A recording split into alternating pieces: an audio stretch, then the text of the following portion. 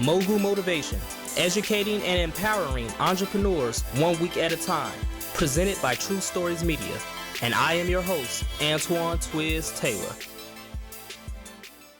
Good morning, ladies and gentlemen. Thank you for tuning in to another episode of Mogul Motivation. Welcome back. I'm happy that you are here. This week's Monday conversation, I am delighted to have with me Mrs. Chloe Cook, all the way from Houston, Texas. She is a professional event and wedding planner. Chloe, how are you doing today?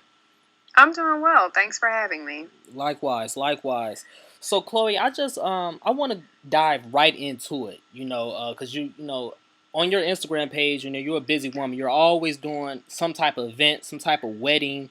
You're always doing something. You're always on the go. Mm-hmm. My first question for you is, did you always want to be an entrepreneur? Yes and no. I went to school to be a teacher. I taught for 7 years. I got my master's in education, and my dad was an entrepreneur as well as my grandfather. So I was kind of raised around entrepreneurs and people that worked for themselves. So that's all I kind of knew, that existed. And when I was teaching and after I completed my master's, I literally had a dream one day, and it was, I had a successful event planning company. Event planning was always a passion of mine and something that I enjoyed doing on the side, as like a little side hustle. But I thought when I woke up the next morning, I called a friend. I'm like, hey, make me a logo. And he was like, what should it say? I said, just say my first and last name, Chloe Cook Events. And then I was like, and put photography on there. So entrepreneurship just kind of fell into my lap, so to speak. It wasn't something that was on, right now, if you would have asked me at my age, I would be like on the board of education somewhere working and, speaking out for children's rights or something. So that's pretty much what I thought I would be doing. And here I am owning my own business after 7 years. Wow, that's amazing. So your dream literally came to you in a dream. Literally came to me in a dream. Yeah. And my sister was a co-owner with me, and I called her the next morning. We're very different. And I was like, hey, you know what? I had a dream that we owned an event planning company. What's up? You want to do it? And she was like, let me think about it. And I'm very impulsive. So, I was like, no, I'm going to go ahead and do it. Yeah. And here we are today. Wow. That's amazing. So at what point did you really, kind of abandon your whole teaching route 100% and go full throttle into event and wedding planning? Oh, that was really, really hard to do because I received a lot of backlash from my family. They're like, you went to school for this, you studied so hard. You're going to leave your good job and be an entrepreneur and work for yourself. You're going to lose your benefits. I had to do a lot of praying and I just literally one day, my principal came to me and she knew that I was an event planner. So she came to me. I was teaching first grade at the time, and she came to me and she said, hey, I have a proposal for you. Because I'm a believer of asking for what you want and speaking it into existence. So what I did was I told her that, I saw that her campus needed a reading interventionist, which is a person that helps kids in a small group learn how to read and, expand their reading skills. So I told her, I was like, your campus needs this. And, I was just basically just kind of stepping out on faith and hoping that she would jump, basically. Yeah. And she came to me and she said, I have a proposal for you.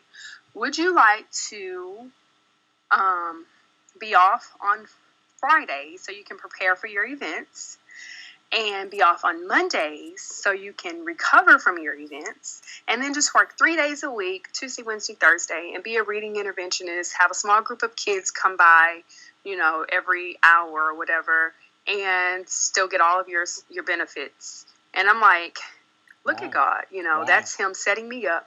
That's him letting me know that I got you, things are going to be covered, you're good. And so that's pretty much how I transition. So I tell everybody, just follow the path and the timing. We live in a society where everybody wants to be an entrepreneur, and they think this is easy. They want to quit their jobs it's not easy. It's Mm-hmm. not something you just say, hey, I'm going to quit my job, because you're going to quit your job. And where's your clientele? At that point, I had a very strong clientele and I was overwhelmed.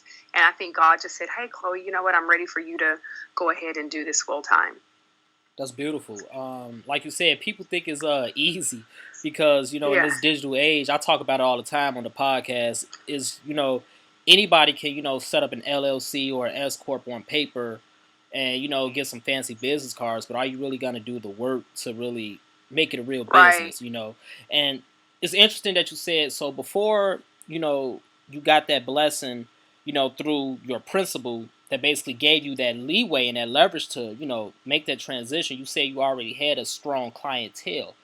How do Yeah. you build a strong clientele in the event and wedding planning industry? Not only working a job, a full time job, but just in general. Like, how do you even do that? Because it's so many young event and wedding planners out there, that are really trying to get over that hump.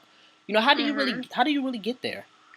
Well, how I got there was I believe in leaving a lasting impression. When Mm-hmm. you're working an event, I gave it my all. When I say my all, I was refilling drinks. I was acting as a bartender. I was acting as an event planner. Mm-hmm. I don't just go and set up a party and just sit back. Yeah. I'm engaged with my clients, and people saw that. Like, I was even taking pictures in the beginning. I was the photographer.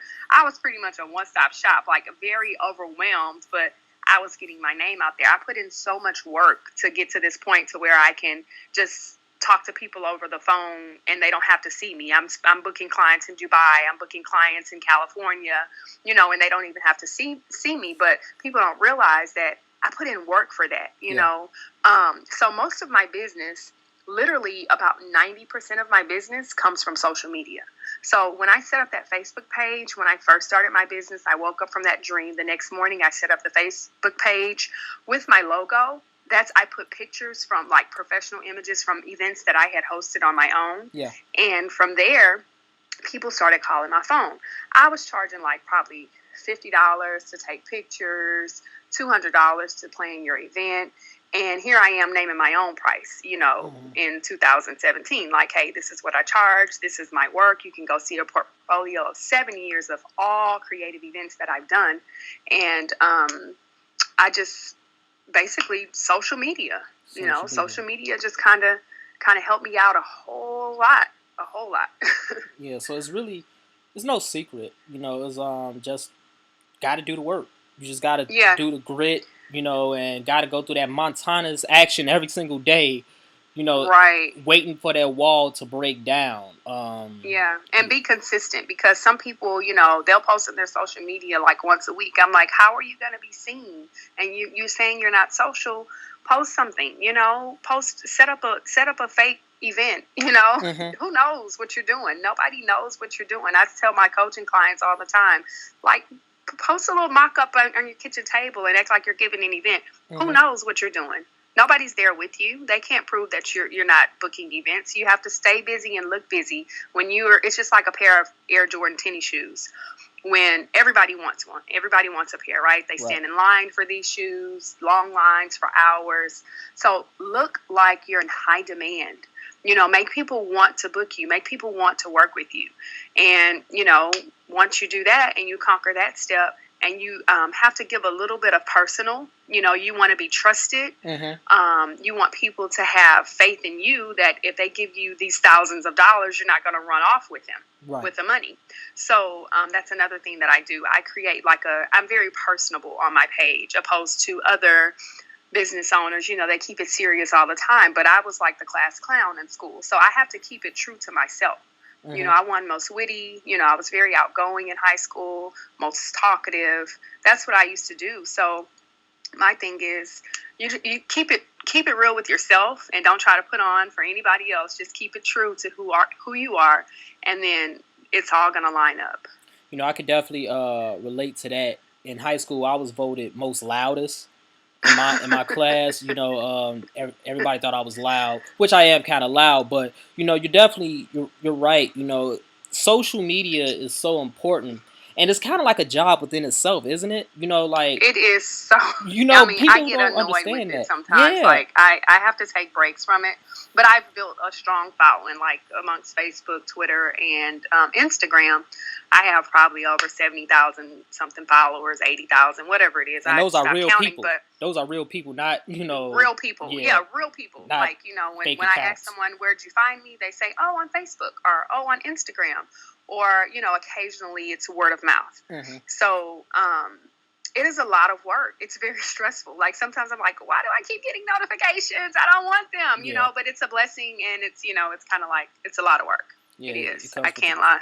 Comes with the territory. Yeah. So, as an event and wedding planner, what are some of the biggest challenges that you faced in your early years and that you still face 7 years down the line now? That's a really good question. Balancing family Mm-hmm. is one of them, I would say, at the top of my list. Balancing friends and family, you know, family isn't going anywhere, but friends, I've been blessed to have a select amount of friends that understand my vision and my path and where I'm trying to go. Like, they don't get mad when I don't call them. They might check in every now and then, but once we link up, it's like all, you know, like we didn't miss a beat. So just balancing that, because you'll get friends like, hey, where you been? I haven't heard from you.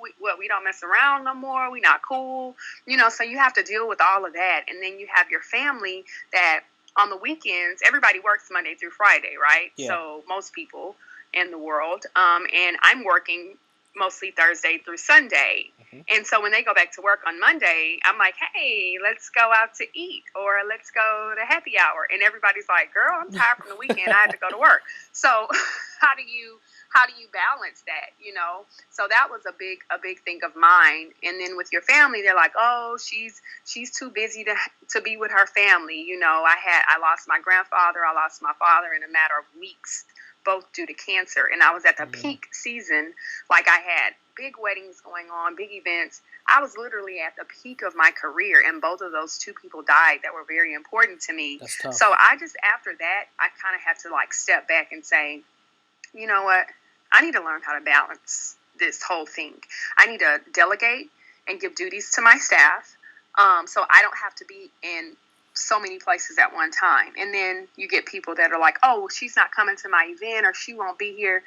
I don't make Chloe Cook Events. Chloe Cook Events has already been established. My staff has been trained. Like, they went through years of training, you know, internships and all kinds of stuff. So they run events better than I do. And that was what I really had to kind of focus on, because I had clientele that didn't understand that I was a growing business, and I couldn't be everywhere. I had 98 events one year. I couldn't be at all of those. I went to 98 events, but the next year I was like, you know what? I got to step back, and I have to run my business like a CEO. And a CEO, you don't see a CEO all the time, you know? Correct. So I had to kind of play the background and delegate. Okay, so let's elaborate on that more. Let's start with number one, clientele, and then we'll get to staff. So, okay, you said most of your clientele finds you through social media, correct? That is correct. I'm sure that you have met a lot of issues, because as creative professionals, event wedding planners, graphic designers, photographers, these industries are kind of looked down upon in a sense. You know, it's like some people don't see the value in getting an event planner or a photographer or a graphic designer. You know, how do you, overcome that? How do you weed out these people who don't, feel the value in that, and you get to, the customers who do see the value in that, but you get to them constantly and repetitively? How do you do that? Well, like I said, it's all about leaving that lasting impression. You know, making sure that your staff is very professional, making sure that you're keeping it professional at all times, and you're wowing their guests, you're wowing the client. You know, I've done events for your favorite basketball player, to attorneys, to doctors, to just pretty much the single mom, you know, everybody. You know, so I kind of cater to all people, you know, from all demographics and all income, you know, however you want to work that, I cater to everybody. Yeah. So all of my clients are VIP clients to me, because I have single moms that reach out to me a year in advance, and they're like, hey, I want to make payments on my child's birthday party because I want it to be special for them next year. Mm-hmm. And I can't do anything but respect that.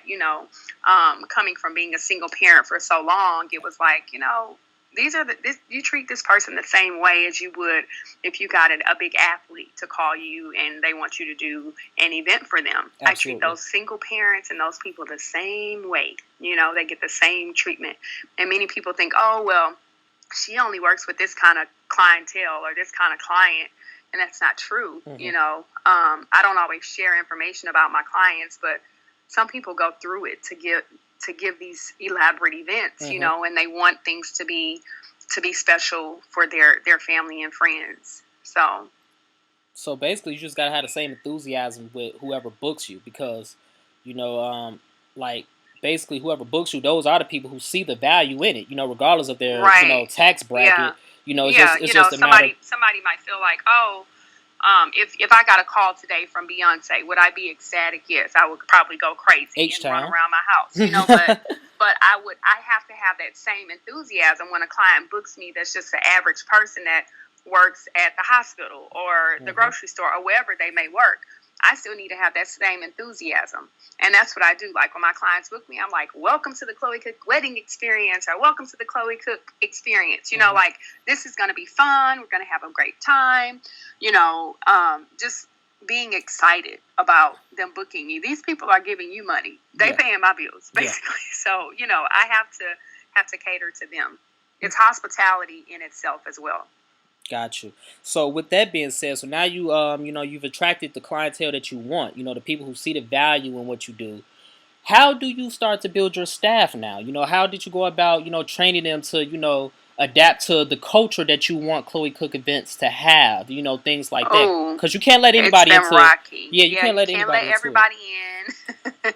It's like I started off, I was talking to a baker one day, and she was like, why don't you try to get some interns from like the universities? And I was like, well, you know what, let me try that. So what I did was I just put an ad on Facebook, and I was like, hey, I'm looking for interns. And by this time my business had, it was kind of like a buzz in everybody's ears. So I'm like, okay, maybe people will call. We'll see what happens. I mean, and my phone was like ringing off the wall. So I had this big intern meeting, and everybody that works for me, they start off as an intern. They have to come in and see what this entails, because it's not just setting up a pretty table and then you take a picture. It's like a lot of back end stuff that goes on. The cake might topple over once it arrives. How are you going to handle that? Problem solving, making sure the client's happy, making sure you keep the venue happy. It's customer service driven.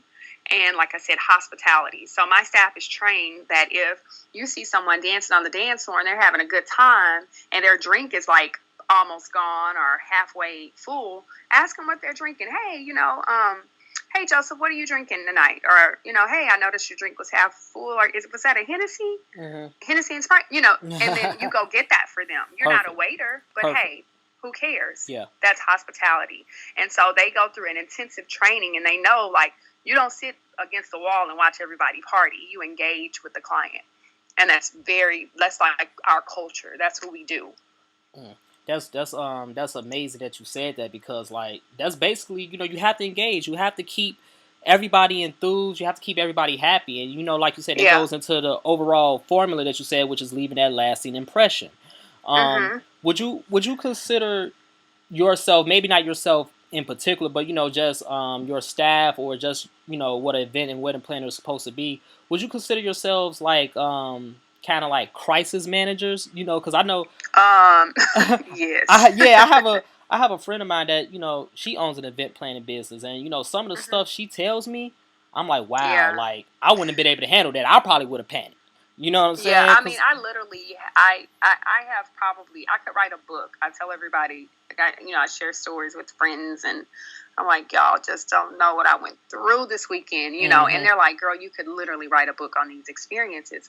I was working a wedding, and the groom's mother, the mother of the groom, there was like some food that spilled on the floor, and then they wiped it up, but it was still kind of greasy. The floor was kind of greasy. Mm-hmm. So she slipped and she fell Wow. and she fractured her arm. Wow. Okay? So she's sitting to the side, and during this time, the groom has a seizure. Wow. He has a grand mal seizure. And I'm literally at the wedding. I pack my things up. I get in my car, and I follow 2 ambulances to the hospital. And I say the wedding, their wedding night was spent in the hospital with them. Wow. So you just never know, like, behind the scenes, yeah, that's a pretty picture, but you don't know what happened. You don't know what I went through that night.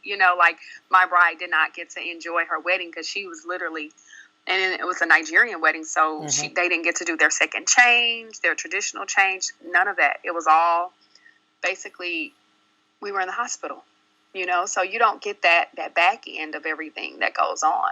But I have stories like that for days. We could sit here all day, and we could just probably plan another Mogul Motivation, right, and talk about things that go wrong. But it's a lot, a lot that goes on. And that goes back to what I said, like seeing the value of that. Because when you hire an event and wedding planner, it's basically like you're taking on the stress of the bride and the groom. You know what I mean? Exactly. And, everybody be like, I don't need no planner. If you try to do it yourself, then you don't know how to troubleshoot like we do. I've probably done thousands of events. I don't know how many. I haven't really. I kind of stopped counting, but I would say thousands at this point. And you have to be skilled. It's like it's a job. It's just like if you're a doctor and you go into surgery, what do you do first? Yes.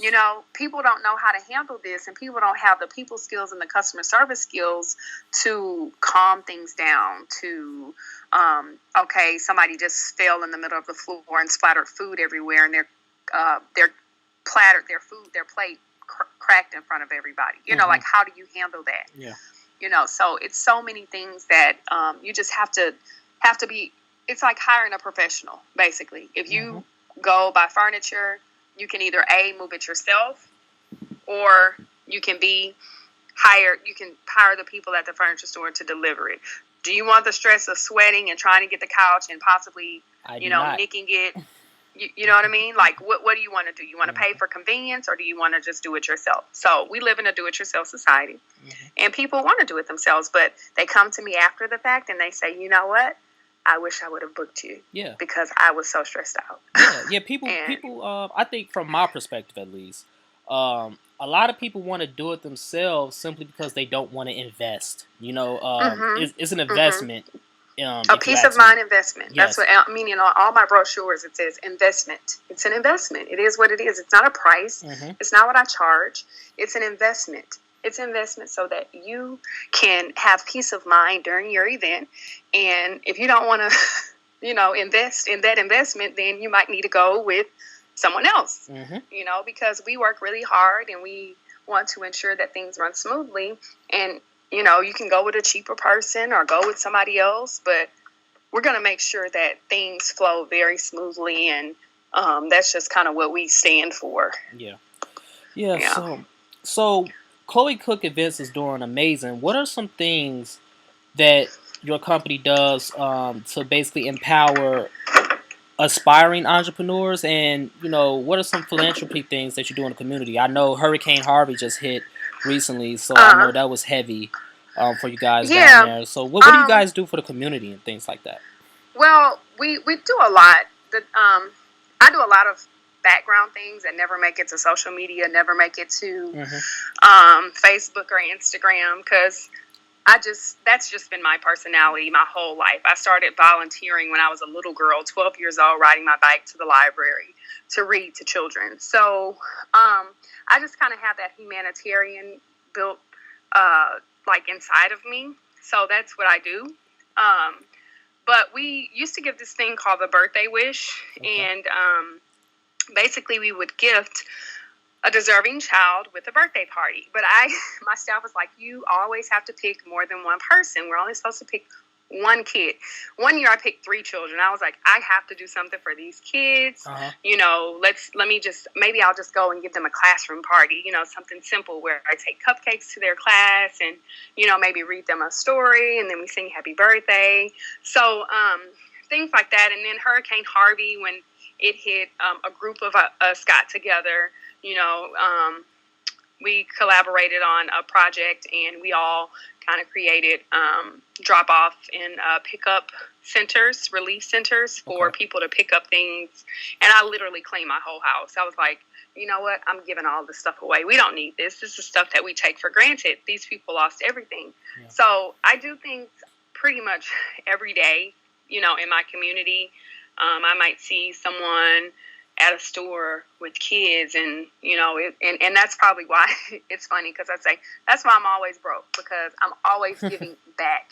Yeah. I'm always giving back. I can't get ahead because I'm always giving back and always doing for others. But in the end, I'm blessed. So I don't see it as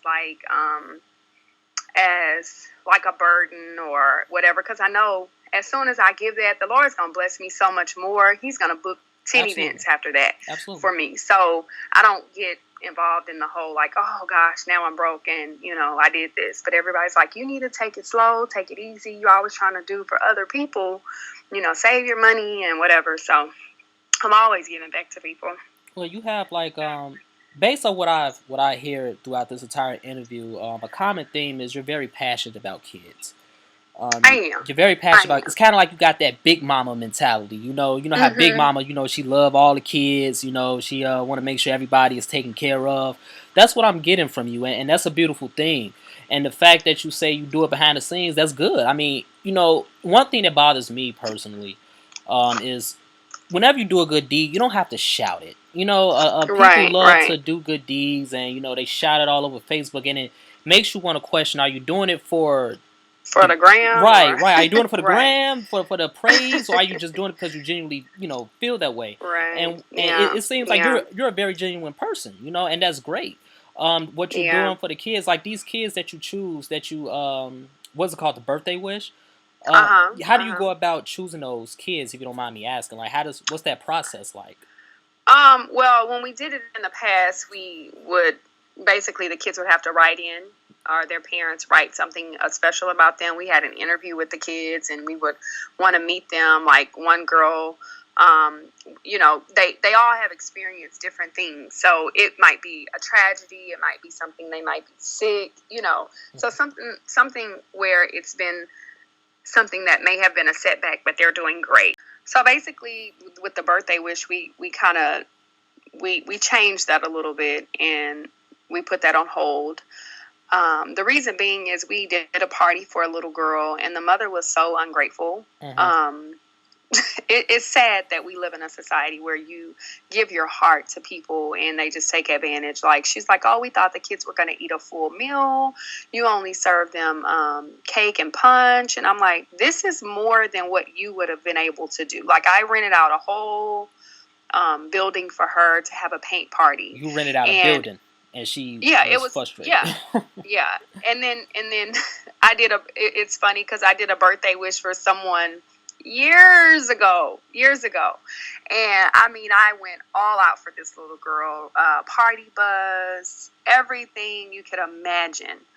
And I was at a bar one night, and her mom was like, you made a false promise to my daughter. And I was like, what? And she said, you made a false promise to my daughter. You told her you were going to buy her a comforter set, and you didn't. Now, mind you, at this time, I was like in the peak of my career. I'm super busy. I may have said that I was going to do that and then forgot, or, she's like, you ignored her calls or whatever. And I'm like, a comforter set at Walmart is like $19.99. And this lady was still holding on to that in 2017. And I said, well, what do you want to do about it? Like, how are we going to resolve this? Like, do you want to fight me? Like, she was very aggressive, and it kind of like hurt my feelings, because I'm like, I went above and beyond for your child. And to know that people are so spiteful, and they want something for nothing. Basically, I was like, do you want me to, how old is your daughter now? She's like, oh, she's 19 now. 19? I'm like, so would you like for me to go in my purse and give you $25 to get her a comforter set? Like, what's the purpose of you telling me this and being so aggressive and so mean to me about it? So it was just like, people like that, like, I can't stand unappreciative people, especially when I'm giving things from my heart. and I'm going above and beyond and spending my own money for that. So I just kind of put that on hold for now, and then we'll kind of revisit that in the future. Okay. Well, Yeah. Unfortunately, that's just how human nature is. But karma is karma. I believe in that. Yeah. And you Yeah. just got to keep doing what you're doing, keep continuing to succeed. And I'm sure there are many families that were grateful for what you did. Yeah. Far Yeah, they more, were. far more than the ones that wasn't. So, it just comes with the territory, unfortunately. Which kind of leads me to my next question. As an entrepreneur, as a Black woman entrepreneur, how do you persevere? What keeps you motivated with all of these Um, things that comes with running a business, not just the negative, but everything? What keeps you motivated? just seeing my family happy, like being able to not having to wake up at 9 a.m. or 6 a.m. in the morning because I'm not a morning person. When I was, I don't like traffic. I make my own schedule. That motivates me. Like, it motivates me like, hey, you got to get up at some point, whether it's going to be 12 o'clock or 1 o'clock, you have to get up. I know they say the early bird catches the worm, but I'm a night owl. Like, I stay up all night and I work while everybody's sleeping, so in the morning at 6 a.m. when people are going to work, I can stay in my bed and cuddle with my daughter if I want to, so those are things that motivate me. My family, being able to just move when I want to move. If I want to take off for a week and go on a vacation, I don't have to call my boss and say, hey, I need time off from work. I just do it, so that motivates me. That's that's how I want to live my life for the rest of my life. I want to be able to call the shots. And, if that means working 24-hour days, that's what I'm going to do, so that's what motivates me. Gotcha. Freedom is what motivates me as well. The freedom to do like what you said. If I wanted to take a vacation, I could take it. If I want to do this, I could do it. I always wanted that freedom. I never really functioned well working a job. And there's nothing wrong with that because people have to work jobs. But just personally, Yes. that was never the life I wanted for myself. So, Right, yeah. So Chloe, what's your contact information? How can people find your company on social media, website, all of those things? So I'm on every social media outlet: Twitter, Facebook, Instagram, Pinterest, Tumblr, and it's my first name, last name events. It's Chloe, commonly misspelled. It's CHLOE. It's not CHOLE. It's CHLOE, Cook, COOK, events. So website, everything is cohesive. It's all under Chloe Cook Events. And I have a new blog that recently launched. It's where you can kind of get to know a little bit of personal about me and some of my projects that I'm working on. It's chloecookevents.com/candidly Chloe, CANDIDLY, Chloe, CHLOE. So you can follow that and all of my social media pages to keep up with what we're doing. We're doing great things. Thank God that we're able to do these things and stay booked and sought after, and people book us. So I'm grateful for that. Perfect. And what's one last thing you would like to say to everybody out there listening, every entrepreneur, aspiring entrepreneur? I would probably say remain consistent, stay true to who you are, because this is not easy. Don't see what the next person is doing. Like, if I see a girl that does hair and I see that she's killing in the game and she's like booking all these clients, she's doing all these wigs, and then I try to go on YouTube and teach myself how to do a wig, and I'm like, I got to get this money too, but that's not my passion. Follow your passion and God will see you through. You have to follow your passion, though. Not see what somebody else is doing, not see what Chloe Cook is doing, not seeing what this other person is doing, but following what you're strong at. Find your niche and what's going to help you, set you apart. There's 1,000 event planners every day popping up. Yep. So what's going to set you apart? What's going to set you apart from the hairstylist? What's going to set you apart from the photographer? What's your style? I have a style. Everybody knows the style of my events. It's not just a cute party. It's fun. It's interactive. It's an experience. And that's what we do. There it is, ladies and gentlemen. Find your passion and know your style and your niche. Powerful words from Mrs. Chloe Cook. Thank you very much for joining us this week on a Monday Thank you for having me. Thank you for having me. Thank you. So everybody out there, let's continue to work. Let's continue to imagine reality, and let's make it happen. Until next week.